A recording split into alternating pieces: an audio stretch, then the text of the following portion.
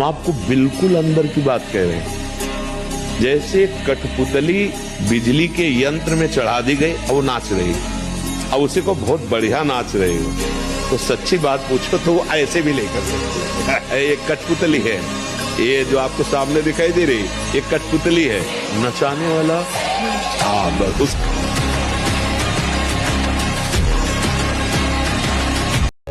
ये सुख दुख जो है हमारे पाप और पुण्य कर्मों का फल है। ये कोई देवता नहीं है। कोई ऐसा नहीं कि उस व्यक्ति को हमने इतना प्यार किया उसने दुख दिया।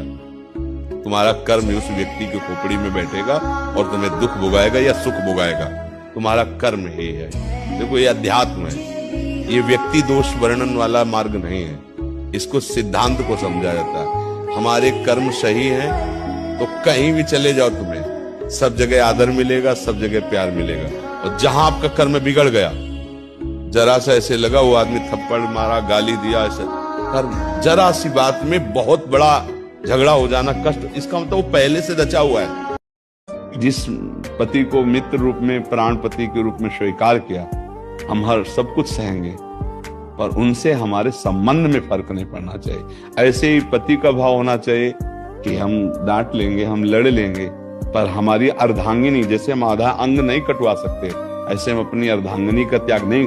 ऐसे गृहस्थ धर्म में सुख पूर्वक पहले चला जाता था। तो इसलिए धैर्य पूर्वक रहेगा और नाम जप कीजिएगा, और भगवान की कृपा तो है ही।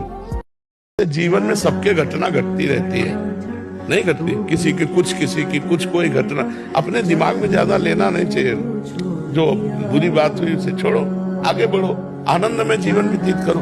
अब पीछे जो घट गई उसके विषय में अब हम डिप्रेशन में जाए क्या? वर्तमान को नष्ट करें क्या? वर्तमान को पीछे की बातों में, भूत की बातों में नष्ट करना बहुत बड़ी गलती है। पीछे अच्छा गया या बुरा गया उसे छोड़ो।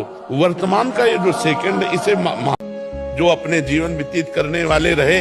आप सोचो, एक कबूतर की रक्षा के लिए महाराज शिवी ने अपने शरीर को काट के रख दिया, और यहाँ कबूतर और मुर्गा मुर्गी के लिए कैसे कैसे व्यवहार कर रहे हैं। एक कबूतर की रक्षा के लिए अपने शरीर को काट दिया महाराज शिवी ने, और तराजू पे रख दिया, उसको हानि नहीं होने दी कबूतर की। और आप जीवों का नाश कर रहे हो, कह रहे हो। कुछ लोग तर्क रखते हैं कि अगर हम मुर्गा मुर्गी नहीं खाएंगे तो बहुत बढ़ जाएंगे जगत में, फिर इनका विनाश कैसे हो? तो विनाश का सेवा तो भगवान शंकर को है, पालन की सेवा हरि को है, और सृष्टि रचने की सेवा भगवान ब्रह्मा जी को है। ये मूर्ख लोग जानते नहीं।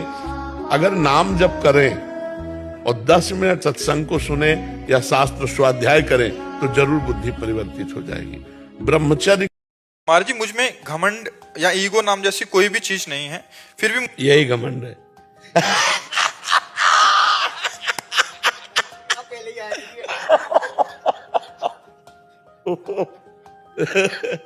मरीज कह रहा है डॉक्टर से मैं बीमार नहीं हूं, डॉक्टर कह रहा तुम बीमार। फिर भी मुझे सब ऐसा समझते हैं कि मैं घमंडी हूं।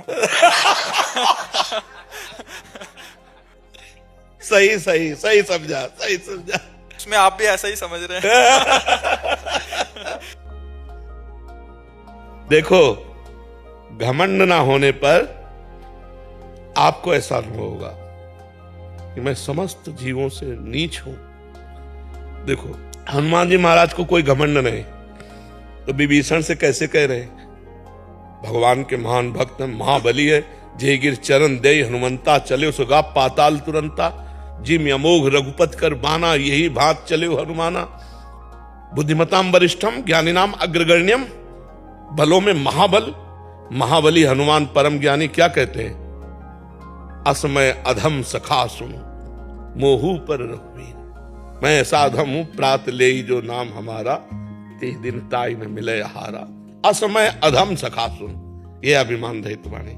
हे भगवान, मेरे में अहंकार नहीं है, ऐसा आज तक एक भक्त ने लिखा। यही अहंकार का लक्षण है कि आपने कैसे फाइनल कर दिया कि आप में अभिमान नहीं? किसने अनुभव कराया आपको? अहंकार ने। ये तो कोई संत बोलेंगे कि ये निराभिमानी है, और आप बोलोगे कि नहीं प्रभु सारे दोष मेरे में है, मैं तो बहुत नीच प्रवृत्ति का हूं। निडर हो जाओ, डर डर के क्यों जीते हो? किससे डर लगता है? भगवान के भक्त हो, नाम जप करते हो, तो डरना किस बात का? क्यों डरना? एक बार मृत्यु होनी, 2 बार तो होनी नहीं। तो जिस तरह जैसे जब जहां होनी वो होगी। अरे इस दिमाग को संभालो, नहीं तो परेशान कर देगा।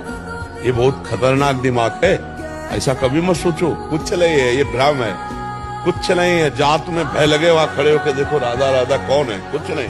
ए मन बेकार को करो, चाहे जितना स्वच्छ साफ हम बाहर से हों, वो अंदर से अगर हम दूसरी माताओं बहनों के प्रति भोग दृष्टि रखते हैं, दूसरे के धन हड़पने की बात रखते हैं, गंदे व्यसन करते हैं, गंदे आचरण करते हैं, तो गंदा है। बाहर से स्वच्छ होना कोई स्वच्छ नहीं, हृदय से स्वच्छ होना है। भगवान किसको पसंद करते हैं? निर्मल जन मन शो मोहि पावा, मोहि कपट छल छिद्र न भावा।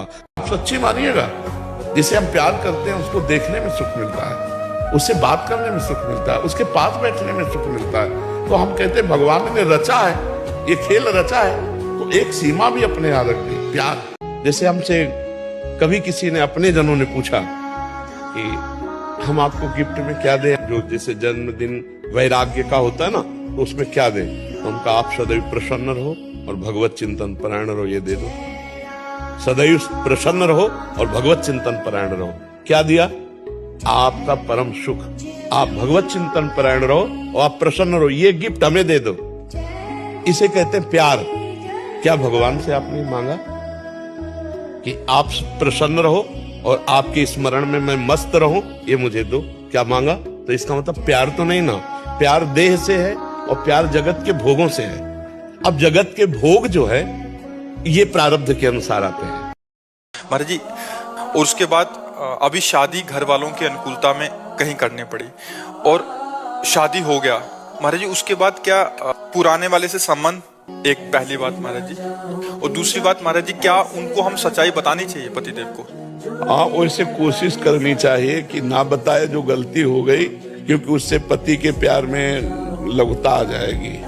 अपनी बात को, अपनी गलती को ना बतावे और आगे कभी भूल से गलती ना होने दे। आपका कोई मित्र रहा, आपसे गलत कदम उठ गए और अब आपकी शादी दूसरी जगह हुई, तो भूल जाओ, मानो पूर्व जन्म की बात थी। आप गलती मत करना, नहीं तो परिवार जो है आपका, संबंध आपका जो है वो सब विच्छेद हो जाएगा।